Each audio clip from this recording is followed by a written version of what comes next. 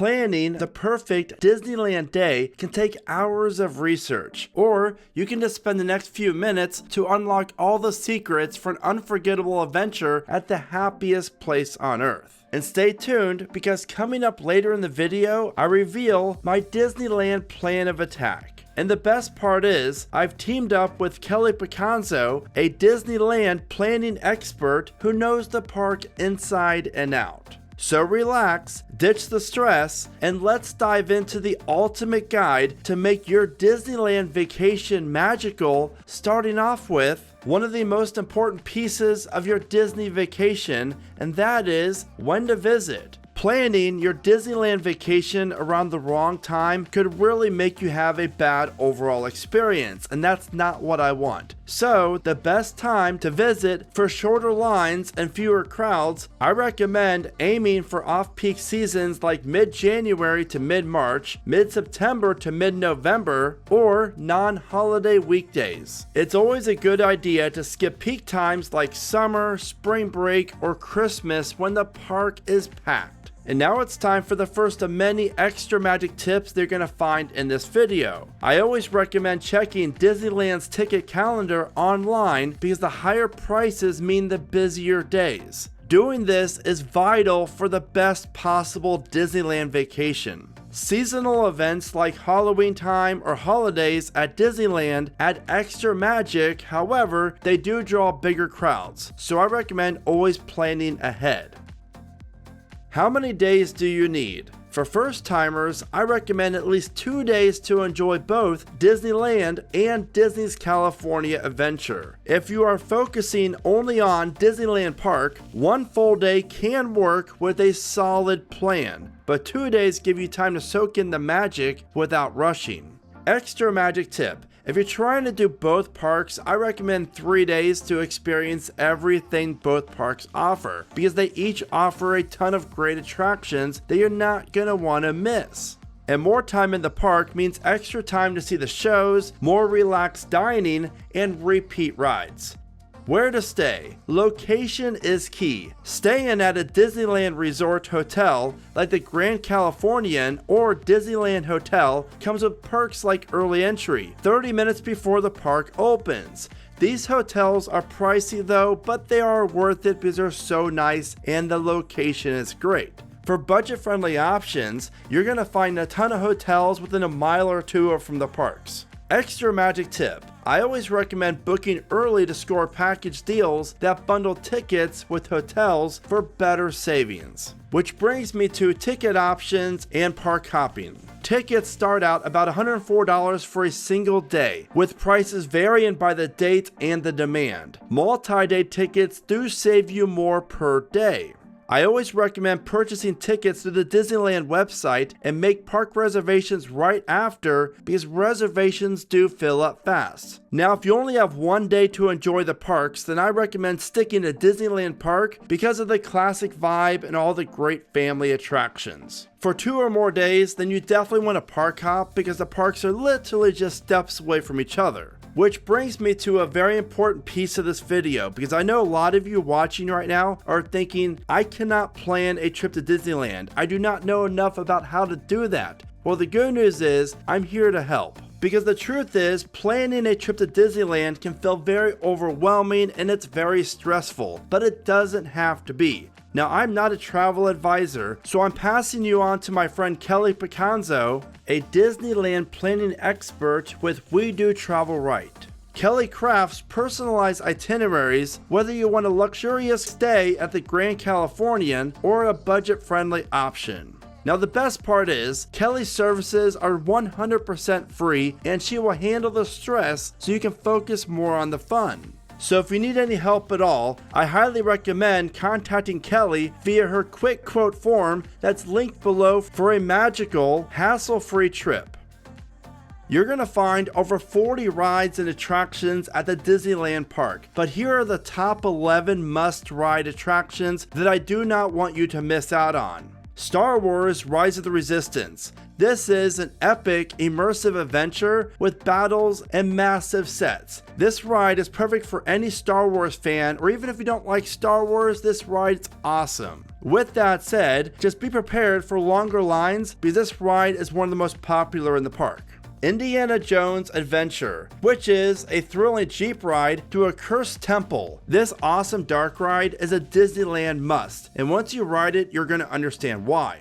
Space Mountain. This high-speed roller coaster in the dark offers cosmic effects, quick turns, and a lot of drops. And believe it or not, the ride does feel like it's much faster and taller than it really is, but it really is a small family coaster, and this ride is a Disneyland icon. Pirates of the Caribbean, a classic boat ride that is filled with pirates and a bunch of other surprises along the way. Pirates of the Caribbean really is a fan favorite. The Haunted Mansion, a spooky, fun ghost tour, is highly regarded as one of the best attractions at the park, and I absolutely love it, and I know you will as well. Tiana's Bayou Adventure. The retheme of Splash Mountain offers a vibrant new look with the same great layout and drops. But the best part is you really don't get very wet on this attraction.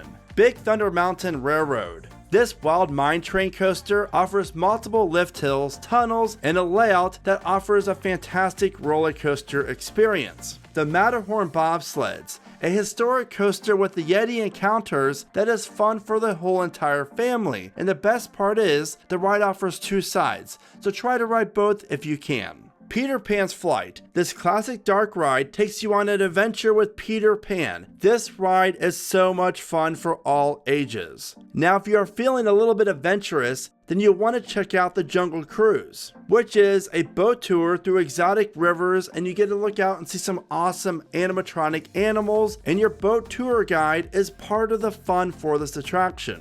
And last but not least is the Disneyland Monorail, a classic ride for a full Disneyland experience. You're going to get great views of the park as well as downtown Disney from the monorail. Extra magic tip. For the major attractions like Rise of the Resistance, the Matterhorn Bobsled, Space Mountain, and Big Thunder Mountain Railroad, I always recommend using the lightning lanes for it because it's going to really help you out line-wise. Which brings me to lightning lane tips. Now, if you're like me and you do not like waiting in long lines with young kids, then you want to beat the lines, trust me. And Lightning Lane Multi-Pass lets you book return times for rides like Space Mountain or the Haunted Mansion via the Disneyland app. Book as soon as you enter the park and stack reservations every 2 hours or so after using the first one. For Star Wars Rise of the Resistance, grab a separate Lightning Lane single pass because they do sell out fast. Yes, unfortunately this is separate. You have to have this on top of the regular Lightning Lane. Now, if you are visiting Disneyland on a budget, then I recommend using the standby lines but get to the rides right when the park first opens or later at night. Or use the single rider lines because a lot of the attractions do offer them. Now, this next one is vital for your experience, the Disneyland app. Seriously, this app is a game changer. Download it before your trip and link all your tickets to it. The app is great to check real-time wait times, book Lightning Lane, mobile food orders, find character meet and greets, access park maps, and view your PhotoPass photos. Extra magic tip. I recommend bringing a portable phone charger with you because your phone's going to be busy taking all your photos throughout the day, videos, as well as using it for lightning lanes and wait times. Now, with all this fun that you're having in the park, you're going to want to find the best places to eat. This is why I asked Kelly for her top dining picks at Disneyland Park, and she recommends the Blue Bayou in New Orleans Square. Now, this restaurant is located right by the Pirates of the Caribbean, and it's a great place to grab a bite to eat and has a great vibe. Cafe Orleans, which is also located in New Orleans Square, serves tasty dishes and is a great overall spot. Now, you're really going to love this one, the Jolly Holiday Bakery Cafe, a Mary Poppins themed spot on Main Street for delicious treats. I mean, how good does this look? And finally, Carnation Cafe, which offers classic American fare, which is located right on Main Street, USA as well. Extra magic tip. I recommend using mobile ordering to skip the food lines, and you can even book reservations for full service restaurants in advance. Now you cannot visit the most magical place on earth without meeting a character or two at the park. And you can find Mickey, Minnie, and princesses on Main Street USA, Fantasyland, or Mickey's Toontown. I always recommend checking the Disneyland app for real-time locations and times. Popular characters can have 30-minute waits or more, so hit them early or during the parades. For a stress-free option, I recommend booking character dining at the Plaza Inn or Goofy's Kitchen at the Disneyland Hotel. Extra magic tip: character dining is very popular, so I always recommend booking out in advance, but it's nice because the characters come to you and you get to eat and enjoy it. Now before I get to my Disneyland Plan of Attack, if you're enjoying this video or finding it to be helpful in any way, then all I ask that you do is please take 1 second and give the video a like. That is by far the best way that you can help support my channel, and I really do appreciate each like. Also, if you're planning on visiting Disney's California Adventure, then you'll want to check out my ultimate guide to that park as well. Which brings me to my Disneyland Plan of Attack. This plan is designed to make your Disneyland day the best one ever. Starting off with arriving early. Get to the gates at least 60 minutes before opening, especially if you're staying at a Disneyland Resort hotel for early entry. Now normally on my Plan of Attacks for other parks, I would say always purchase tickets in advance, but since Disneyland does offer the reservation system, you're already going to be having tickets in place and the reservation before you show up for the day. Which brings me to Rope Drop. I recommend heading straight to a headliner attraction like Star Wars, Rise of the Resistance, or Indiana Jones for shorter waits. As soon as you're in, I recommend grabbing a Lightning Lane for a top ride. Monitor wait times. Always use the app to find wait times with 15 minutes or shorter so you can maximize your time enjoying the rides and less waiting. Now this one's very important. Avoid peak lunch hours. I recommend skipping eating from 11:30 a.m. until 1:30 p.m. because that's the time the restaurants will be the busiest. This is why I recommend using this time to ride instead of eat. Afternoon break.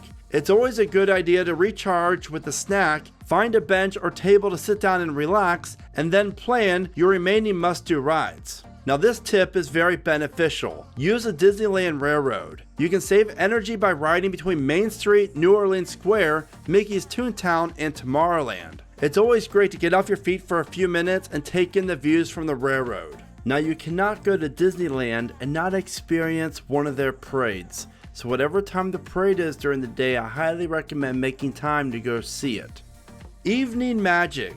I don't know about you, but I love staying late for the shorter wait times and seeing the nighttime shows like Fantasmic or the fireworks when they are scheduled to be taking place. Enjoy night rides. I recommend riding the Matterhorn and or the Big Thunder Mountain Railroad at night for extra thrills. That is your ultimate guide to Disneyland. From must-ride attractions to dining and planning tips, you're ready for a magical day. And remember, if you want a stress-free trip, then you want to contact Kelly with We Do Travel Right, where she will plan you the best possible Disneyland vacation for free.